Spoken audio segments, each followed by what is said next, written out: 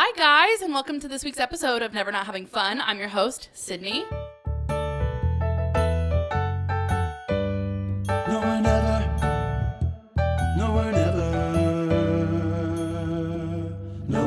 not having fun. So there wasn't an episode last week, and here's why. I kind of quit my job last Saturday. Happens often. I quit often. I work for my dad, so it happens. There was a disagreement, and it ended with me quitting my job, which is fine. Basically, I wanted to spend more time dedicated to social media. If you don't know this, I've gotten a little bit of a following on TikTok, and I'm starting to make some money from that, so that's really cool. I also want to spend more time doing acting things, so writing and producing and starring in things and being a background extra and stuff like that. So I quit my job last Saturday, and then this week I spent it freaking out about money because if you know me, you know that budgeting and money are like part of my DNA, all right? I learned from a very young age how to budget and how to like deal with money, and when you don't have an income consistently, having a budget is impossible. So anyways, on Saturday, today's Sunday, you're hearing this on Monday, but on Saturday of this week, I got rehired. So I was unemployed for about 7 days, and I'm rehired in a different position. I'm now working from home. I'm doing social media management for the dealership and doing some sort of like... I'm doing my old job basically, but I'm doing it from home, and I don't have to interact with customers. So I'm no longer the customer relation manager. I'm now the customer first award manager or customer experience manager, whatever you want to call it. I'm happy to be reemployed. So that's what happened that week. I also went on 2 dates last Saturday and then this Friday. Last Saturday's date, really bad. If you saw my TikTok, you know, he was just kind of a jerk. So that was not good. And then I went on a second date with the guy, and it was fun. We had a good time. We saw Harry Potter, and it was a blast. So that's the update on me. One more update because I'm excited about it. Premier Protein sent me protein shakes. So now I feel like I've officially made it. All right, a protein company sent me protein shakes, so I've made it. Anywho's, I think that's it. I think that's all my updates. So this week's episode is actually about roommates, because I wanted to hear the tea on roommates. I did a live the other day on TikTok, and somebody spilled the tea on their roommate, and I was like, I have to do a whole episode on this because I need to hear people's stories. So I've been actually really fortunate to have really good roommates. My freshman, sophomore, and senior year roommates, Lindsay, Joanne, and Lois, if you're listening, I love you so much, and I miss you all. They were great, beautiful people. Junior year, not so much. Also today I live with my parents, so they're great housemates. They buy me food. I can't complain. My mom does my laundry sometimes, all the time. She gets mad at me when I do my own laundry, so she just does it, and it is what it is. I do my laundry sometimes, but don't judge me, all right? It's fine. I'm 25 and my mom still does my laundry. It's fine. So my junior year, here's the backstory. I lived at home the first semester of junior year because I was doing an internship at a place by my house, the church that I used to go to. It was horrible. Don't get me wrong, worst internship of my entire life. I've only had one, but it was really bad. And so it didn't make sense. My school was 45 minutes away. It didn't make sense to like live at school and drive 45 minutes every day when I was only going to school 1 day a week. I made all of my classes fit in 1 day that semester. I don't know how I did it, but it was awesome. So anywho's, my major had a retreat every year, and at this retreat I met this girl, and she was super cool, super awesome, super fun, super sweet. We got along really well, and she's like, hey, what are you doing next semester for housing? And I was like, oh, I don't know, I was probably just gonna live at home with my parents. And she goes, well, my roommate's moving out, do you want to move in? And I was like, heck yeah. Like, she was the same major as me, she was super cool, she was super nice, like, I knew of her, so like I was like, heck yeah, we get along great. Mistake. The day I moved in, her boyfriend broke up with her boyfriend of like years, like they've been going out for like years. Broke up with her, and she could not handle it. And I have never been in a relationship, so I'm not going to pretend to know what a breakup feels like. But she went loco. Like, she went cuckoo crazy, and she took it all out on me. She would just, like, stomp around, not talk to me. She would back talk me to, like, people that we both mutually knew. It was just really odd. I was a late person. I would stay out late, but I would be really quiet, going back to the room, whatever. She'd get up really early in the morning and like bang pots. Like I swear she was like standing outside of the door, like banging pots together. And then I would like cook chicken in a pan, and I would be eating my chicken, and I had the pan soaking in the sink, and she would like go like heavy sigh because I left a dish in the sink while I was actually eating my hot chicken that I had just made. Really bad semester, whole lot of bad stories, but just not good. So I literally, the day I was able to move out, I think I moved out very quickly. I literally was like, Mom, come get me right now, because I had a couch and I had to move it out. But it was a bad semester. It was bad. We worked together at this church. I don't know why I worked there. She convinced me to work there, and I did. And we had to drive an hour and a half each way to get to this church at 7 a.m. in the morning, once a week. And we would switch off driving, and we would sit in the car for essentially 3 hours and just not talk. And it was so awkward. I ended up quitting like halfway through the semester because I was like, I can't do this anymore. I cannot do this anymore. Anyways, that's my horrible roommate story. It's not that bad because, like I've said, I've had good roommates. But I reached out to my Instagram followers, and I had people submit stories because I needed to know. I needed to know the drama, and boy, did they deliver. I did ask people if they wanted to stay anonymous or if they wanted to be named, and two of them wanted to be named. So there was several entries, but I'm only going to read 3 of them. So here's the first one, okay? And this is from Anonymous. You see, I had this roommate who was absolutely horrible. She was a type who constantly commented on the food that I ate or the clothes that I was wearing, but also loved to drink. So much so that she had this tendency to drink and drive on a regular basis. Okay, red flags. Toxic, move out, get rid of her. No, we're not doing that.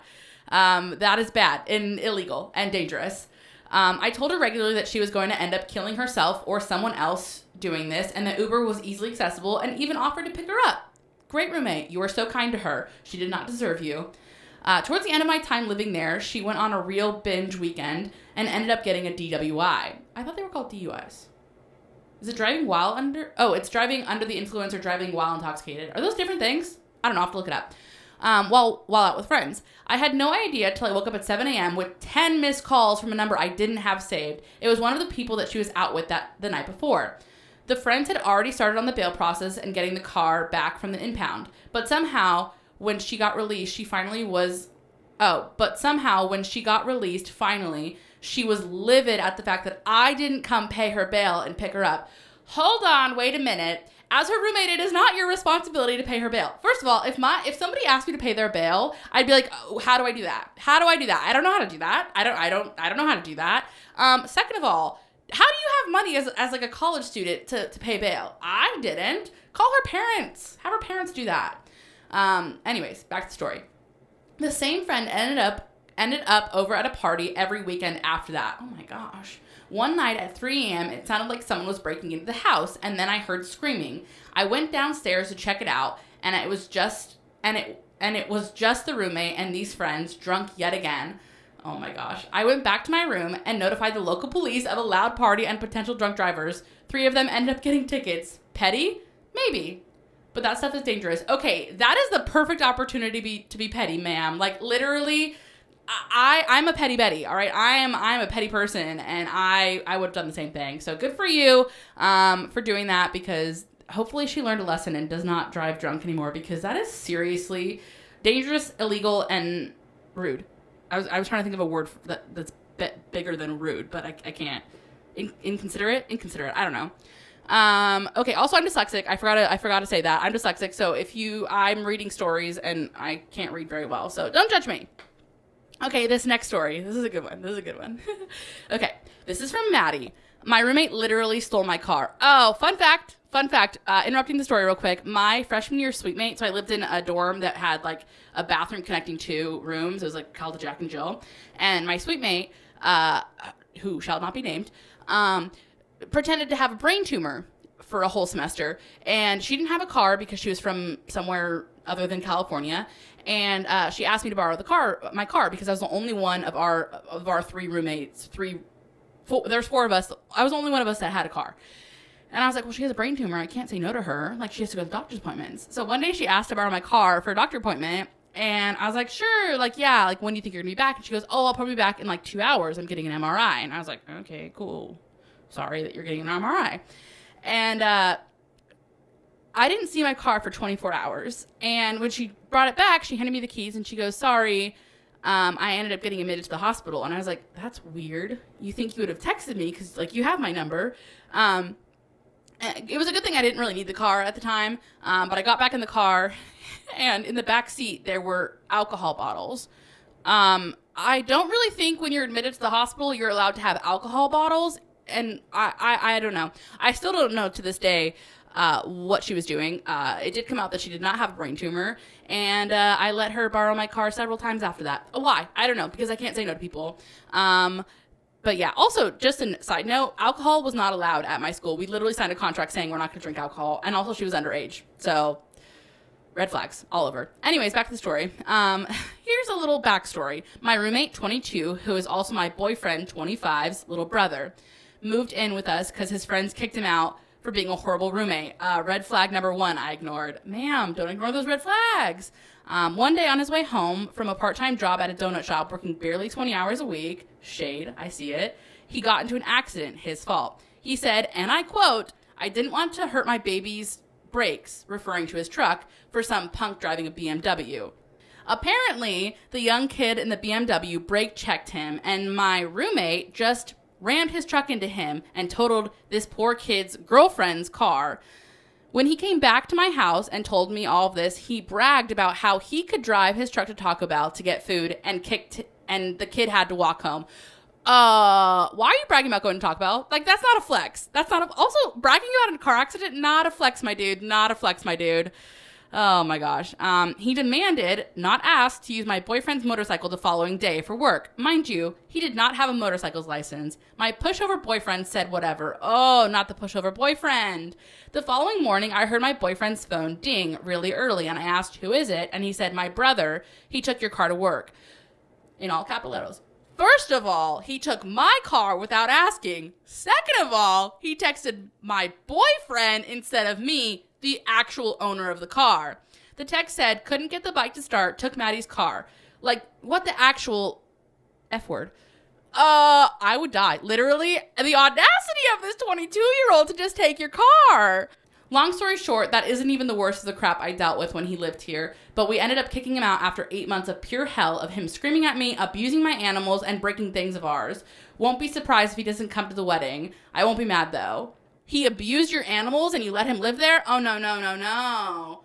Oh, man, I'm glad that he does not live with you anymore. That is a horror story. And also, like, the fact that he's your boyfriend's brother, like, and he had no respect for you or your pets or your belongings. Living with people is so hard.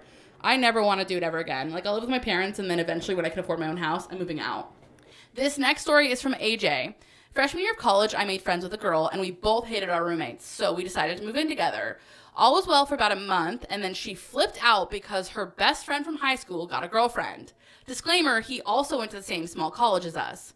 She went manic and threw out everything in our fridge and desk, including mine, without permission. For the next 2 months, she would then smoke in our dorm room, which was not allowed, and kicked me out every time she wanted to hook up with a new guy nightly. After being confronted several times, she still continued.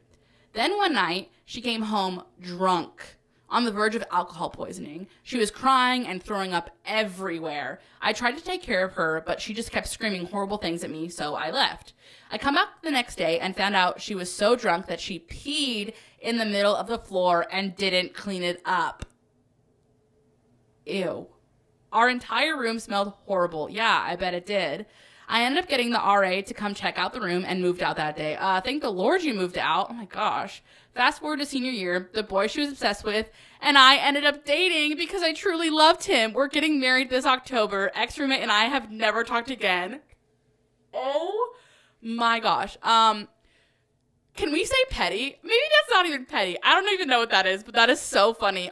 Congratulations on your wedding. I'm so excited for you. It's almost October, so I'm excited for you. That is insane. I need to know, like, what led up to you dating him. Like, Did you meet him after the situation? Did you know him before the situation? I need more details on that, AJ. So if you're listening, please DM me on Instagram so I can get the whole story because I need it. Anyways, thank you so much for listening to this episode. If you have more roommate horror stories, share them with me because I love the tea. I love the drama. Next week, we're going to talk about dreams because I've had some pretty crazy dreams in the last week. 2 weeks, 3 weeks, and I have some vivid dreams from my childhood that I just want to share with you. And I'll also put up a form so that you guys can submit your own stories, and I'll read those. Not every episode is going to be like this, but it's kind of fun, so we'll see how it goes. Anyways, thank you all so much for listening or watching if you're on YouTube. This is available on YouTube, so if you want to go watch it, please do. Please subscribe to my YouTube channel at Cindy_Benjamin. If you haven't already, please leave a review on this podcast. I'm still at 4.8 stars, and I really want to be at 5. It really does help if you rate and review. Also, if you want to share it on your Instagram or you want to share it with your friends, please do that. Follow me on TikTok at Cindy_Benjamin, Instagram at Cindy_Benjamin. All my socials are at Cindy_Benjamin. And I will talk to you guys next week. Bye, guys.